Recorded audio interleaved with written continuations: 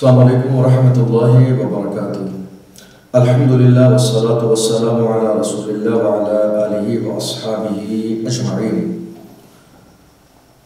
الحمدللہ، اللہ کا بڑا احسان کہ اس نے ہمیں اور آپ سب کو خوبصورت نعمتوں کے ساتھ خوبصورت زندگی بھی عطا فرمائی ہے۔ تو جتنی چیزیں جب نعمت کے طور پر دی جاتی ہیں، آپ یقین جانیے، قرآن پڑھیں گے، حدیث پڑھیں گے، آپ کو اس بات کا احساس ہو جائے گا کہ جو نعمتیں اللہ نے آپ کو عطا فرمائی ہیں، لیکن کل قیامت کے دن ان ساری نعمتوں کے بارے میں سوال کیا جائے گا۔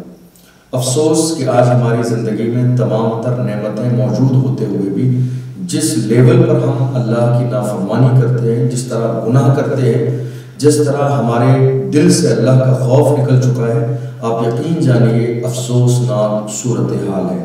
اللہ کا خوف، اللہ کا ڈر انسان کے دل میں ہونا یہ ایک بہت بڑی نعمت ہے۔ جہاں لوگوں کے دلوں میں اللہ کا ڈر ہوتا ہے، وہاں انسان گناہوں سے بچتا ہوا نظر آتا ہے۔ خود قرآن عظیم میں اللہ نے ارشاد فرمایا، فَلَا تَخْشَوْا النَّاسَ وَاخْشَوْنِي، لوگوں سے نہیں مجھ سے ڈرو۔ اللہ نے مختلف جگہوں پر کہا، اور چونکہ جب اللہ کا خوف انسان کے دل میں ہوتا ہے تو وہ بڑے سے بڑے گناہ سے بچتا ہوا نظر آتا ہے۔ وہ زنا سے توبہ کر لیتا ہے، وہ شراب سے توبہ کر لیتا ہے، وہ سود سے توبہ کر لیتا ہے، وہ والدین کی نافرمانی سے توبہ کر لیتا ہے، وہ نماز چھوڑنے سے توبہ کر لیتا ہے، کسی کا مال ناحق کھانے سے توبہ کر لیتا ہے، سود سے توبہ کر لیتا ہے، برائی اور غیبت سے توبہ کر لیتا ہے۔ غرض کی زندگی کے جتنے بھی گناہ ہیں، ان تمام گناہوں سے انسان اس وقت توبہ کر لیتا ہے جب اس کے دل میں اللہ کا خوف ہوتا ہے۔ مجھے یاد آتا ہے ایک روایت میں ایک نوجوان کو ایک لڑکی سے محبت ہوئی۔ جب وہ لڑکی سفر پر گئی ایک قافلے کے ساتھ، اس لڑکی کی محبت میں یہ جوان بھی پیچھے پیچھے چلا۔ جب یہ قافلہ جنگل میں پہنچا، شام کا وقت ہوا، تو قافلے کے تمام لوگوں نے ایک جگہ پڑاؤ کیا، خیمے لگائے رات میں آرام کرنے کے لیے۔ جب رات کا اندھیرا چھایا تو یہ جوان اس لڑکی کے پاس پہنچا اور اپنی محبت کا اظہار کیا اور پیچھے آنے کا سبب بتایا۔ اس لڑکی نے کہا، اچھا ایک کام کر، ذرا پورے قافلے کا ایک بار چکر لگا کر آ، تاکہ یہ دیکھ لے کوئی جاگ تو نہیں رہا ہے، کوئی دیکھ تو نہیں رہا ہے۔ اتنا سننا تھا کہ وہ جوان کے دل میں ایک عجیب سی کیفیت پیدا ہوئی۔ اسے لگا کہ شاید آج میرے دل کی مراد پوری ہو جائے گی، شاید جو میں اس سے چاہتا ہوں وہ آج میرے من کی مراد مکمل ہو جائے گی، پوری ہو جائے گی۔ اس لیے شوق سے گیا، اس نے پورے قافلے کا چکر لگایا، اور پورے قافلے کا چکر لگانے کے بعد اس نے آ کر اس لڑکی سے کہا تمام لوگ سو رہے ہیں، ہمیں کوئی نہیں دیکھ رہا۔ اس وقت اس عظیم اسلامی خاتون نے کہا تھا، کیا خیال ہے تمہارا اس رب کے بارے میں جسے نیند نہیں آتی ہے، جسے کبھی اونگ نہیں آتی ہے، جو سوتا نہیں ہے، جو ہمیشہ ہر حال میں دیکھتا ہے؟ اللہ اکبر۔ جب یہ جملہ کہا، اس نوجوان کے جسم کے رونگٹے کھڑے ہوئے۔ اللہ اکبر، میرا رب دیکھ رہا ہے۔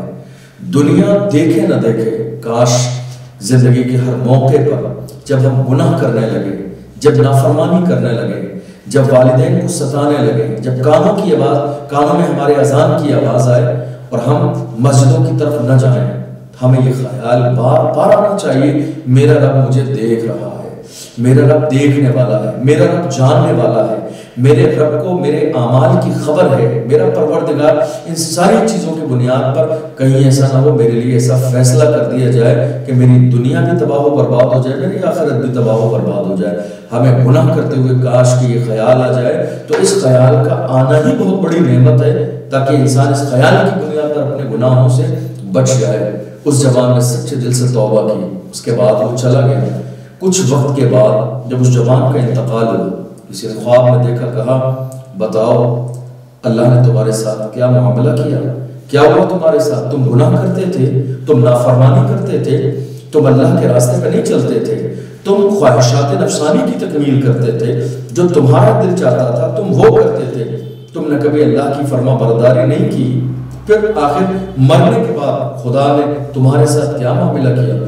اس نے کہا زندگی میں ایک بار ایک لڑکی کے میں قریب تھا، ہمیں روکنے والا بظاہر کوئی نہیں تھا، میں زنا کرنے پر قادر تھا، زنا کر سکتا تھا، لیکن بس میں نے زنا کو اس دن اس لیے چھوڑ دیا کہ میرا رب مجھے دیکھ رہا ہے۔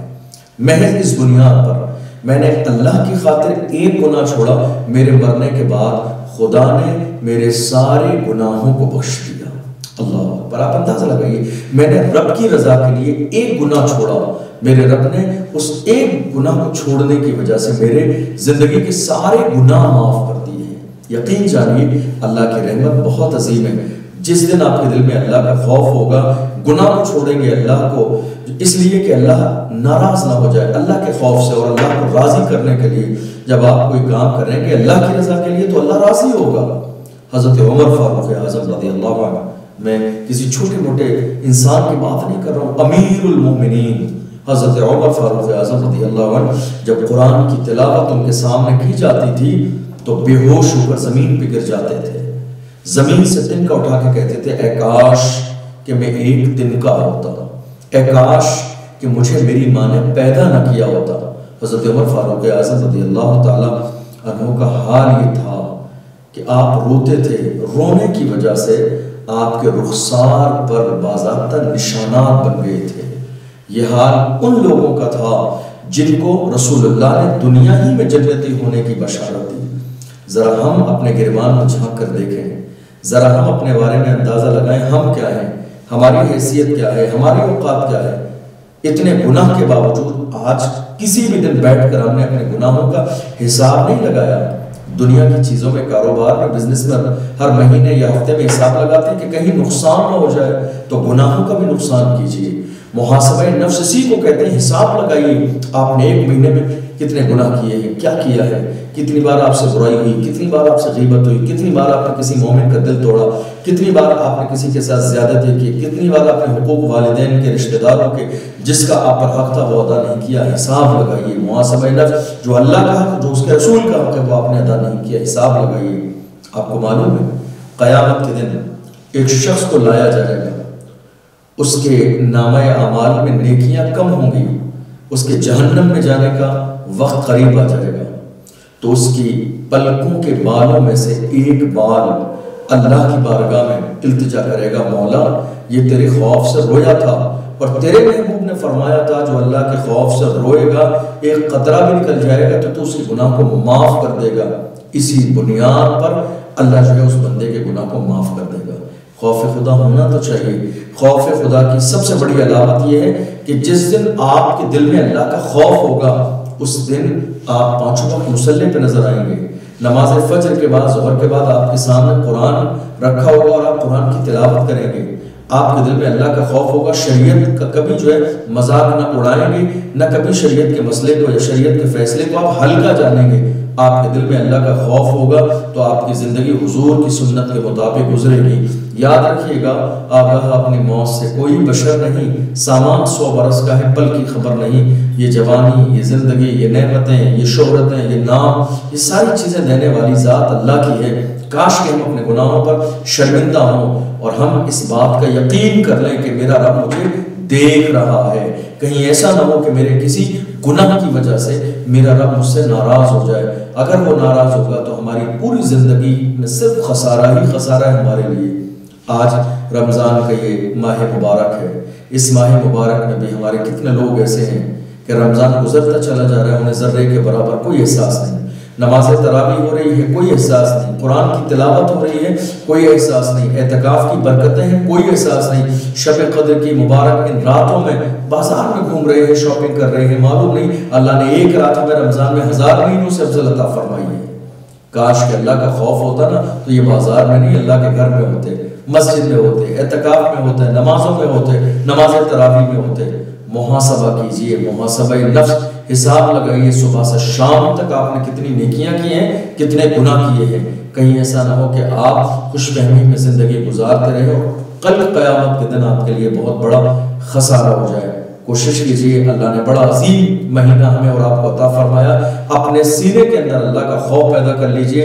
تنہا خدا کا خوف آپ کے سینے میں ہوگا، اللہ دنیا کے سارے خوف سے آپ کو محفوظ فرما دے گا۔ اور جب آپ کے سینے میں اللہ کا خوف ہوگا تو آپ کی نماز قضا نہیں ہوگی، والدین پر آپ چلائیں گے نہیں، کبھی اپنے ماں باپ سے بدتمیزی نہیں کریں گے، کبھی علماء کی غیبت نہیں کریں گے، کبھی بزرگوں سے بغاوت نہیں کریں گے، ہمیشہ آپ وہ کریں گے جو مصطفیٰ جان رحمت صلی اللہ علیہ وسلم نے آپ کو کرنے کا حکم ارشاد فرمایا۔ اللہ کی بارگاہ میں دعا ہے ہم سب کو محاسبہ نفس کرنے کی توفیق عطا فرمائے، حضور کے طریقے پر چلنے کی توفیق عطا فرمائے، اور ایمان پر زندگی اللہ ہمارا خاتمہ ایمان پر فرمائے۔ السلام علیکم ورحمۃ اللہ وبرکاتہ۔